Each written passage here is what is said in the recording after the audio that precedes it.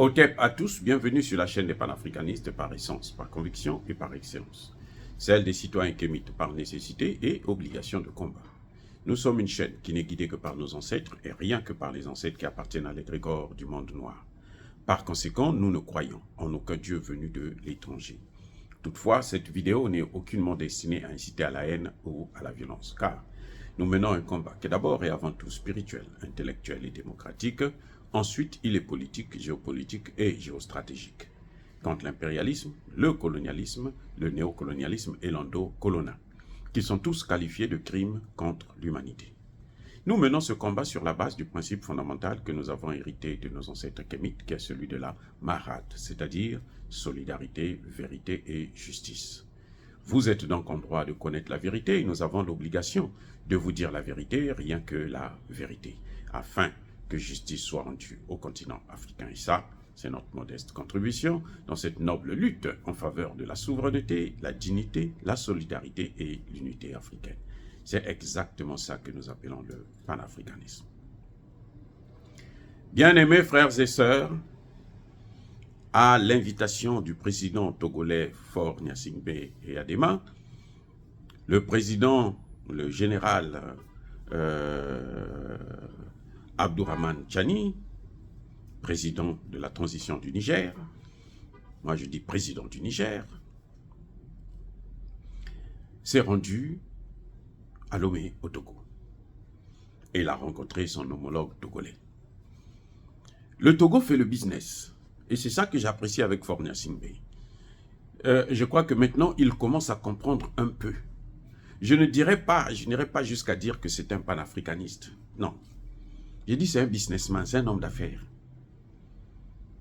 Et oui, c'est un homme d'affaires.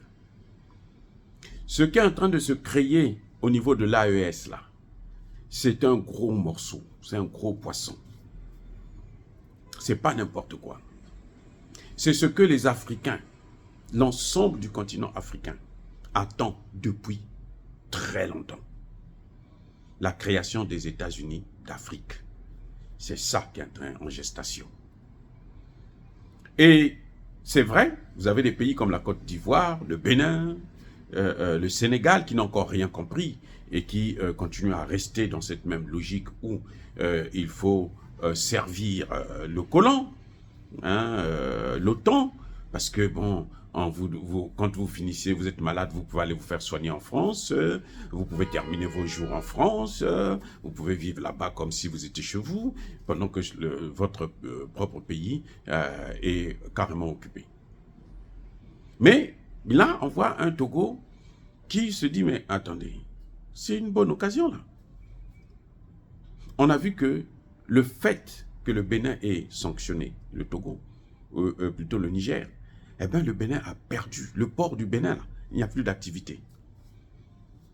Les gens sont au chômage. C'est la débandade totale. Il y a le silence. Vous arrivez au port, il y a le silence. Ça ne travaille pas.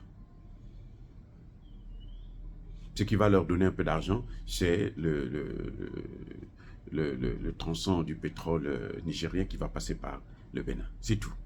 Sinon, c'est fini pour le Bénin.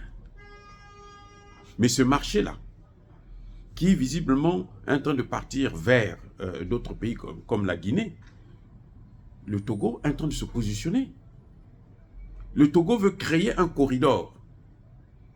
Lomé, Ouaga, Niamey. Oui, donc, et ça va créer des emplois au Togo aussi. Pendant qu'il aide le Niger, mais ça crée des emplois au Togo. Les emplois qui étaient au Bénin vont venir au Togo. C'est ça qu'on appelle faire du business.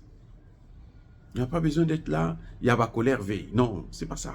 Il faut faire le business. Donc voilà pourquoi le Togo est en train de rencontrer son homologue du Niger. Mais le Niger aussi, il veut échanger. Il demande à ce que le Togo puisse plaider pour le Niger afin qu'on puisse lever les sanctions. Mais donc, c'est un échange. Ça, c'est compréhensible. La seule chose que je demande au président tchadien, c'est de ne pas reculer. L'AES, là, c'est la seule chance pour les États du Sahel et même pour le continent africain. C'est pour ça que nous soutenons ces trois États, ces trois chefs d'État, ces trois gouvernements. Donc, il peut plaider pour qu'on lève les sanctions, c'est nettement mieux, surtout parce que c'est ce qui permettra au Togo, au Niger, de récupérer son argent. Les sanctions, ils peuvent les garder à la rigueur, ils peuvent les maintenir à la rigueur, fermer les frontières, tout ça là. Bon, à la rigueur, on s'en fout. Ils ont passé déjà plus de 3 mois. Ça se passe très bien. Donc, c'est dur, mais ça se passe bien et ça développe l'intelligence. C'est là que ce qui est à l'intérieur de l'homme du Niger est en train de sortir. Et ça soude le Niger. Les Nigériens sont plus unis actuellement qu'ils ne l'étaient avant.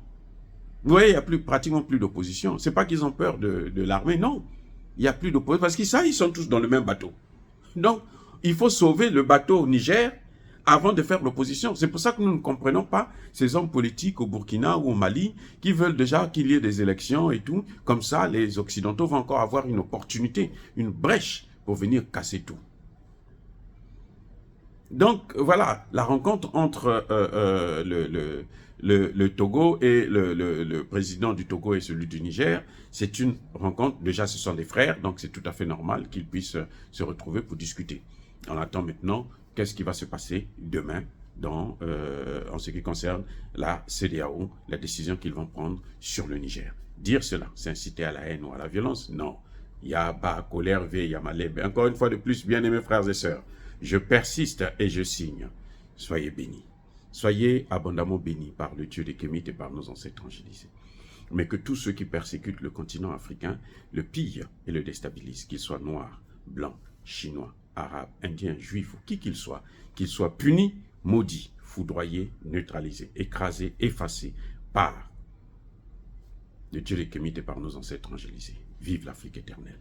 J'ai dit et j'assume.